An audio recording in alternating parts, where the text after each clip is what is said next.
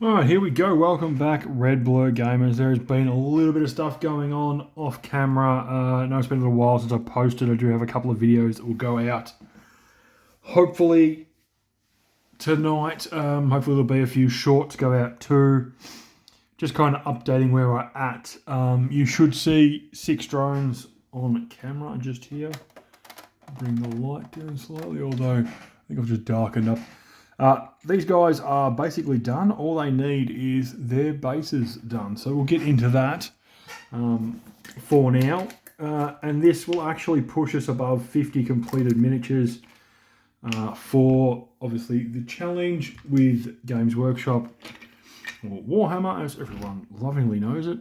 Actually, I don't need to do paint, colour just yet, texture just yet. I need to go colour, like I did with all the others. Nice and simple and easy. I do have the magic blue speed paint marker from Army Painter, and it's just simple because I primed these white and made sure that I got the bases primed as well to help put the paint down. We just quickly whack a layer of paint off the speed marker onto all 6 of these. Now, once the bases are dry, and obviously the rims are going to be painted black, as I was saying, that will get us to above the magical 50 number. So we'll be approximately at 55 miniatures completed. I do have a few to my left-hand side, which once I've got these bases painted blue, which I think I need to actually shake my pan and get some more colour in the tip, which is easy peasy lemon squeezy. Yeah, I've got some, there we go, see, look at the change of colour, it's a lot darker now. Will get me to 55. I'm just going to put them actually right off screen out of the way. And that obviously gets me over halfway, but I do have some stuff that I'm hopefully going to be able to do pretty quickly in one big batch tonight, which obviously adding in to these completed models will get me about to 65-ish, I think is the number I'll be at, give or take anything else I complete, which there's a couple of models that are probably in that 50 to 60% range of completed. So look, you know, we could be, there is 3 more items that have been primed that are actually in the middle of kind of setting, drying, to make sure the priming is complete. Tomorrow I'm supposed to have a nice warm day here in Australia, which means I'll be able to whack another coat of primer on, because I attached them to a stick, you know, with some blue tack, some tack to hold them down while I prime them. Some parts of the model don't quite get primed, and so I've just got to go over them. But anyway, I've done, there's the 6 drones, bases turned blue, which will obviously get me to my, help me get me over the 50 marker. So I bumped the thing just then. But right now, I'm going to show you some stuff. So it turns out that these particular things here, which are all terrain, all actually count as individual minis. Now, while this is possibly, you know, a little bit of cheating per se, because I would much rather paint 100 actual miniatures models rather than do the slight dodgy and paint terrain. This also gives me the opportunity to actually get my terrain painted. So while I do feel like I'm being slightly naughty, I'm actually a hell of a lot more excited by the fact that right now, when I get some paint on a paintbrush to make sure it is at least wet, I'm going to whack all the known oil on this to darken it up some more. And then, as I said, this will actually help add another 10, technically 10 minis to my 100 pledge of the Million Minis Challenge, which will get me, as I said, as long as it's painted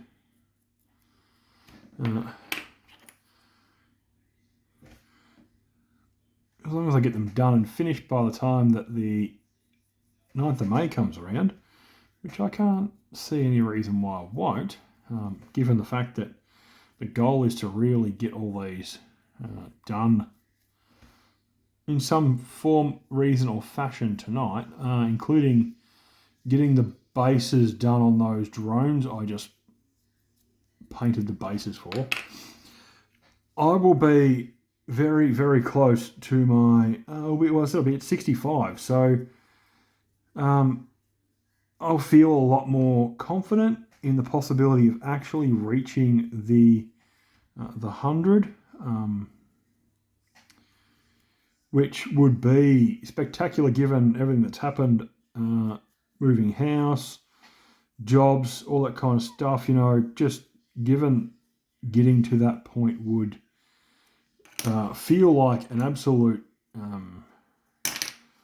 godsend, to be honest, of managing to get this done. So just going to known oil all of these barricades, kill team barricades. I do have some pipes there, some more kill team markers, the hatches, and then I'll be able to go through and I'm going to highlight, give a dry brushing.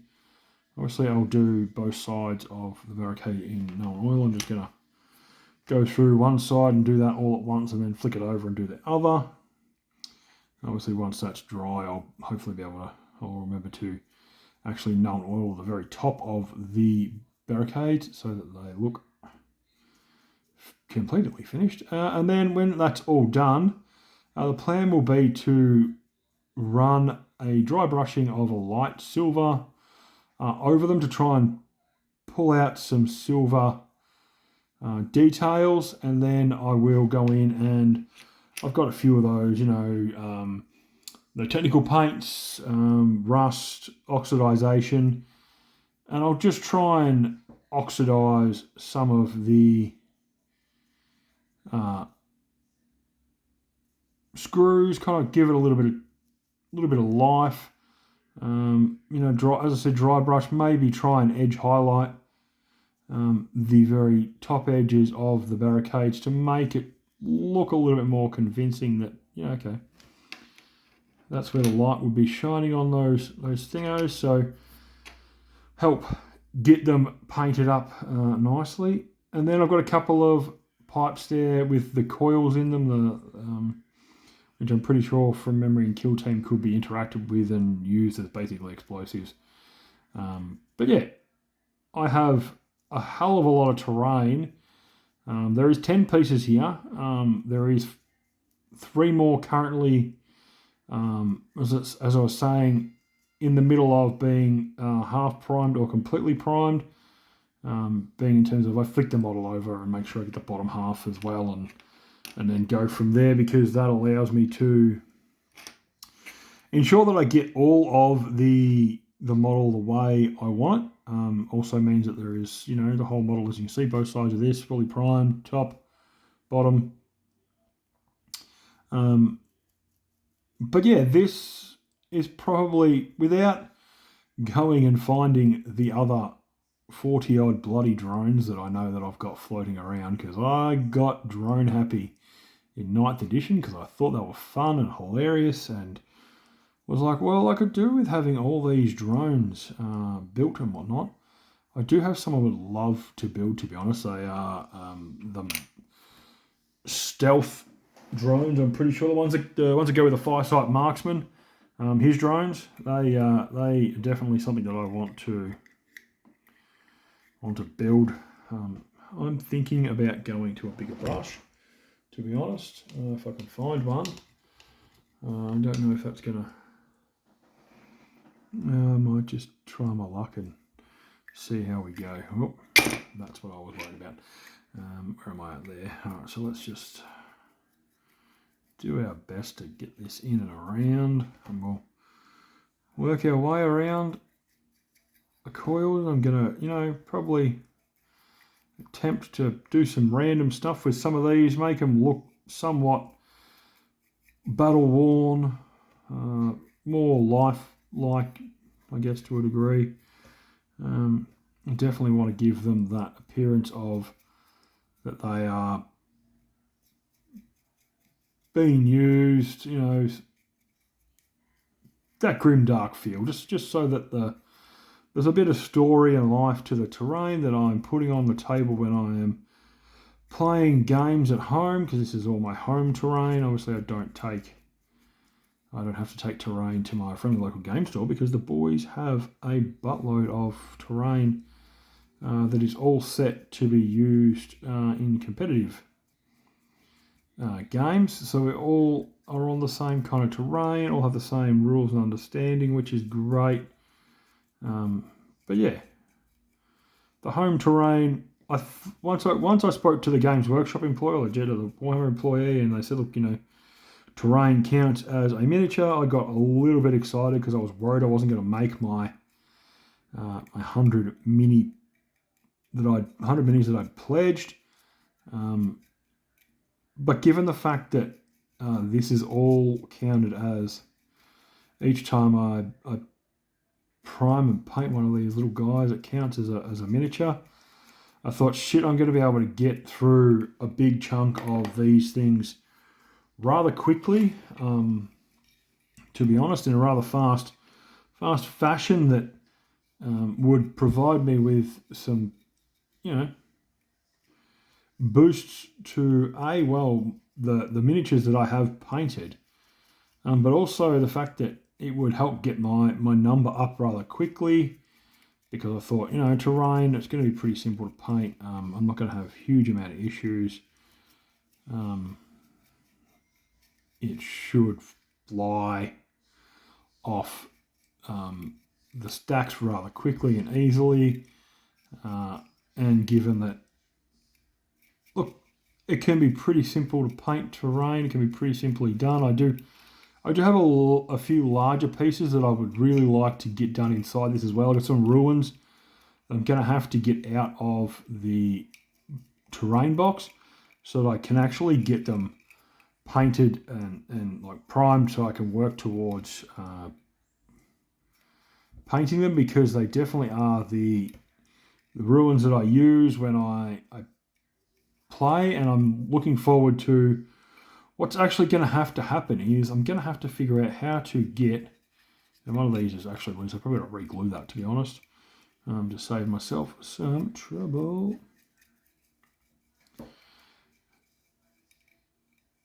I'm going to have to get something to make the bases of the ruins stand out. Obviously, going with the way that they're going to make terrain in 10th edition, 11th edition, it looks totally different to the way that I've been using it, been playing with it. So it'll be good to actually have those parts. I did want them and was kind of holding out, knowing that a new edition was probably due to come soon. So I hadn't really expanded or evolved my personal at-home terrain, but it'll be good to have a set of terrain for competitive Warhammer.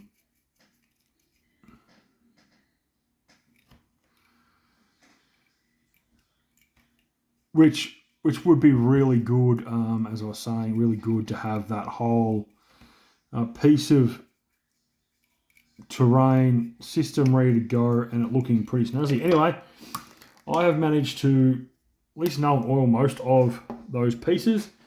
I'm going to pull that one there for a second, because I'm actually about to have some dinner, and I'll get a couple of videos up while I'm eating dinner, and that'll be that. As per normal, if you like what I do, don't hesitate to give me a like, comment, thumbs up. Subscribe if you haven't previously so you don't miss out. And we'll see you on the flip side. Bye, guys.